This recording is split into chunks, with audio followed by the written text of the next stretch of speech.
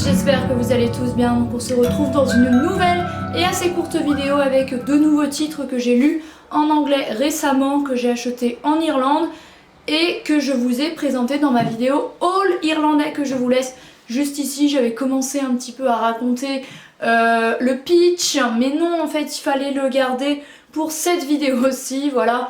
Alors depuis janvier, je m'étais donné comme résolution de lire un petit peu plus en anglais. Je suis contente parce que jusque là je lis beaucoup plus en anglais que les années précédentes. J'essaie de lire un livre ou deux par mois. J'ai plutôt bien réussi. Je sais qu'il y a un mois, je crois février, j'en avais lu aucun, mais mars j'en avais lu deux, du coup ça avait rattrapé.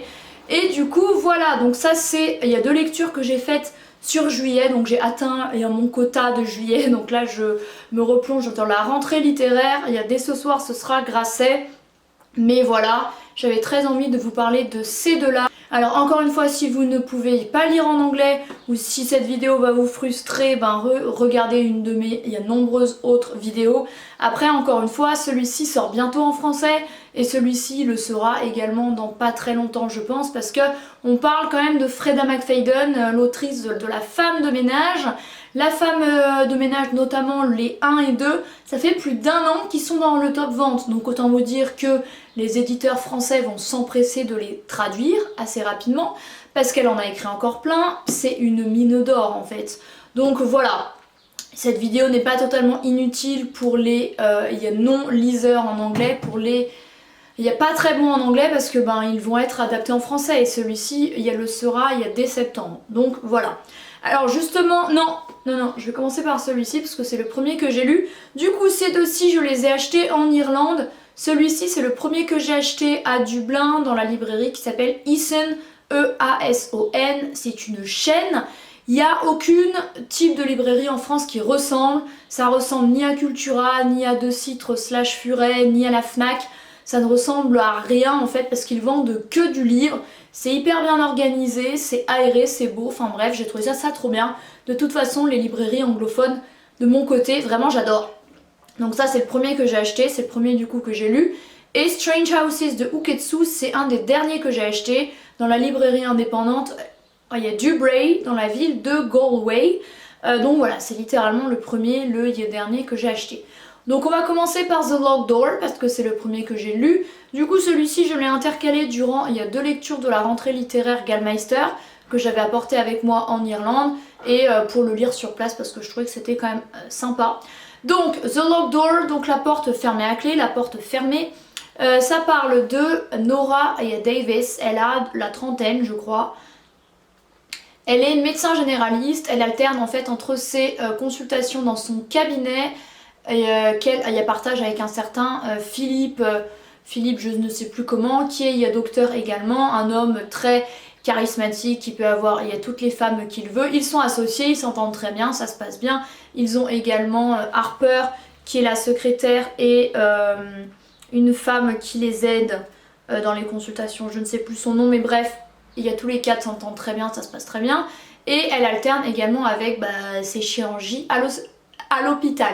On apprend rapidement que Nora, lorsqu'elle était enfant, lorsqu'elle avait 11 ans, elle a découvert que son père tuait des femmes. Il y a sous-sol de leur maison un endroit qui était inaccessible, interdit à Nora, et pour cause, l'homme commettait des actes horribles en lui faisant croire que c'était son atelier de menuiserie. Enfin, vous savez, le genre de bêtises qu'on peut dire pour...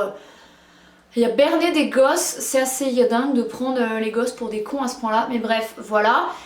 Comme habituellement avec Freda McFadden, comme avec Ward D, The Boyfriend, la psy par exemple, il y a une alternance, il y a d'époque entre passé et présent, et ce qui est hyper intéressant parce que du coup on en apprend plus sur son passé à la fameuse Nora, sur son enfance où elle côtoyait certaines copines à elle, où elle a appris que son père faisait ça, et en fait c'est elle qui a livré son père aux autorités, qui a pris 26 ans de prison, et une fois adulte, en fait elle ne l'a jamais revu depuis 26 ans.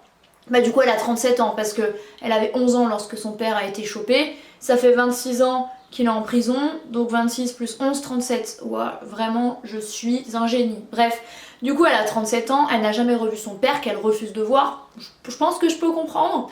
Voilà, et en fait, dans le moment présent, il va se passer des trucs autour d'elle. Elle vit dans une très grande maison, assez lugubre. Il y a vraiment cette ambiance sombre.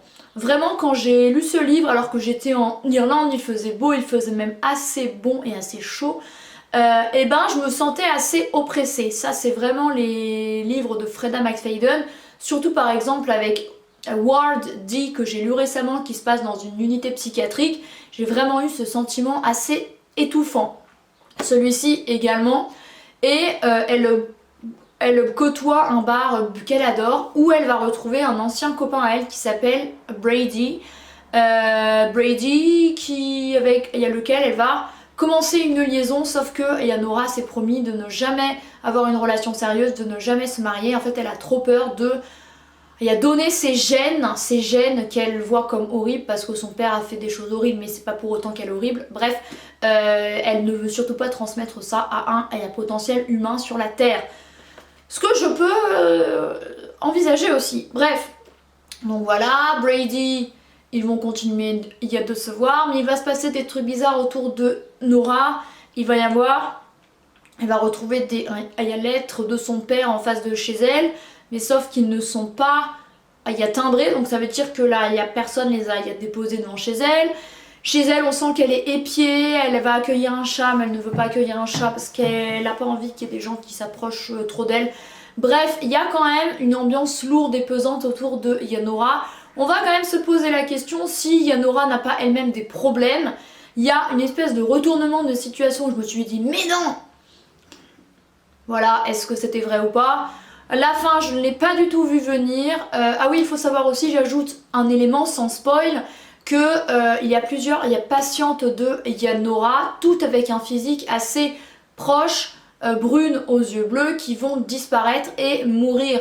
Donc forcément, Nora va être un petit peu inquiétée parce que le fil rouge qui les unit, c'est qu'elle était leur docteur. Voilà.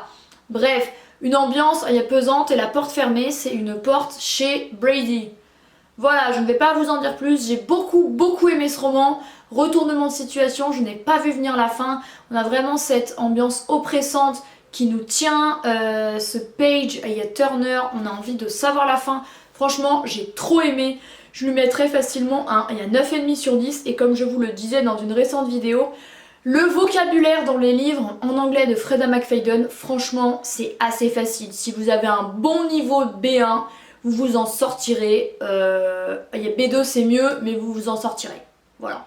Et le second livre et dernier de cette vidéo, c'est Strange Houses, donc Maison étrange, de Uketsu. Alors Uketsu, c'est un homme dont on ignore l'identité, une espèce d'artiste conceptuel japonais qui se cache derrière un masque tel un Daft Punk.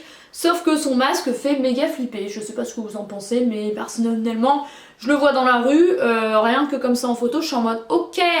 Donc il est youtubeur, il aime trop les crimes, les trucs d'horreur. J'espère juste qu'il ne tue pas des gens dans la vraie vie. Ce n'est pas un serial killer internationalement recherché.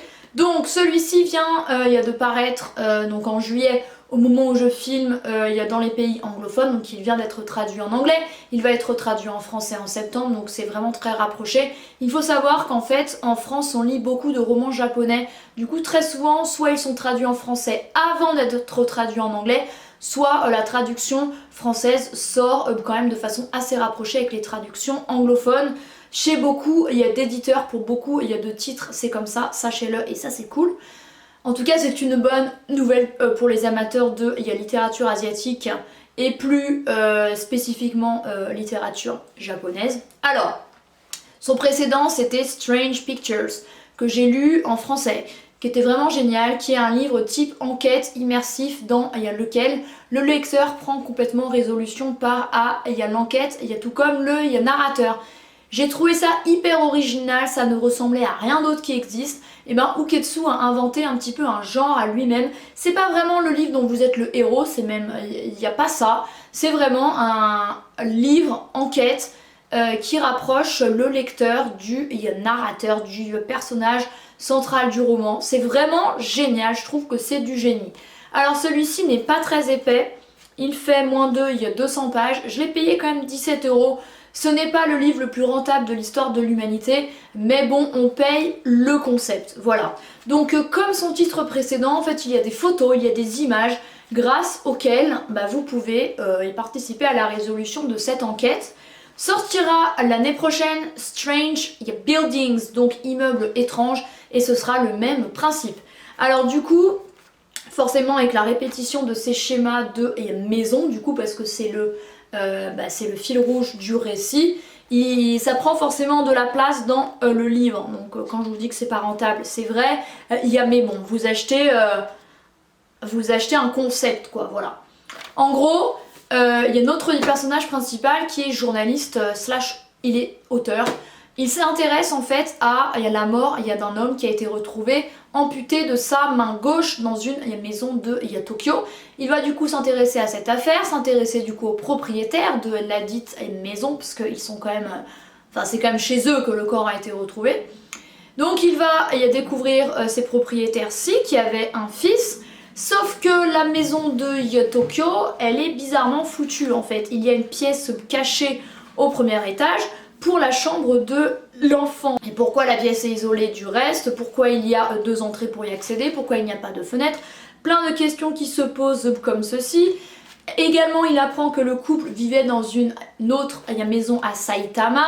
Là aussi, la maison est bizarrement foutue. Et il va commencer à penser, aidé de son ami qui s'appelle Kurihara, que en fait, la maison servait de lieu de crime, la maison du crime, et que les parents et même l'enfant participaient à des crimes, donc c'est quand même vraiment très sombre. C'est ça que j'aime bien avec les livres de Uketsu, bon quand même c'est que le 2e que je lis, c'est que ça nous montre un petit peu la face sombre du Japon, qui n'est pas la plus communément montrée quand on lit des livres japonais, et je trouve que c'est intéressant parce que le Japon c'est pas que le pays du soleil levant ou de la sécurité où tout le monde est respectueux des règles et tout, beaucoup plus qu'ici bien sûr, mais il se passe quand même des dingueries, voilà, à partir du moment où on met des humains quelque part, il se passe des dingueries, forcément. Donc voilà, on avance avec lui dans la résolution de cette enquête, pourquoi la maison est fichue comme ça, qu'est-ce qui s'est passé. Alors je vous préviens que vers la fin, il y a beaucoup de personnages, il y a une autre maison qui apparaît, voire 2. Faut se concentrer sur qui est qui, les personnages, etc. En plus, je lisais, donc c'est en anglais, c'est pas ma langue maternelle. Alors, le vocabulaire est un petit peu plus élevé que les livres de Fred McFadden. Je pense que pour celui-ci, il faut un bon niveau B2. Il y a quelques mots de vocabulaire que je n'ai pas compris. En plus, je le lisais avec des gens qui parlaient un peu autour de moi. Donc, pour se concentrer, c'était pas évident. Beaucoup de personnages, plein de situations. Donc, la fin n'est pas évidente, mais en vrai, ça va. Et c'est hyper intéressant, je vais pas vous en dire plus, mais c'est plus compliqué que ce à quoi on s'attendait, la résolution de cette enquête, le pourquoi du comment. J'ai trouvé ça assez génial, voilà, c'est trop cool. Cette couverture a été nouvellement faite, je crois, parce que j'ai vu une couverture, alors c'est peut-être pas... Là, c'est peut-être la version en mode... Ah bah non, c'est anglophone de façon générale, mais... Bah ouais, London en plus, mais en tout cas, il existe une autre version qui est rouge, mais c'est le même, hein, Strange Houses.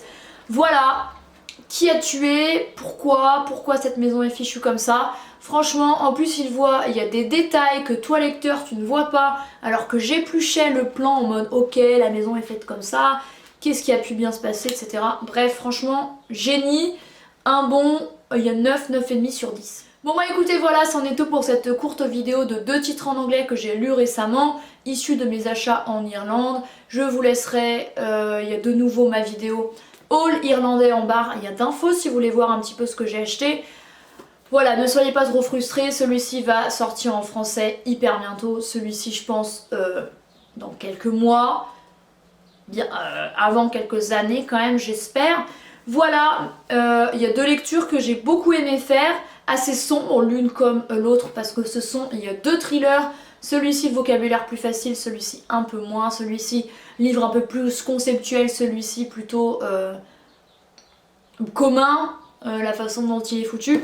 Voilà, merci beaucoup d'avoir regardé cette vidéo, n'hésitez pas à vous abonner et à me dire en commentaire si un des 2 titres vous fait de l'œil. Merci beaucoup et à bientôt, bye.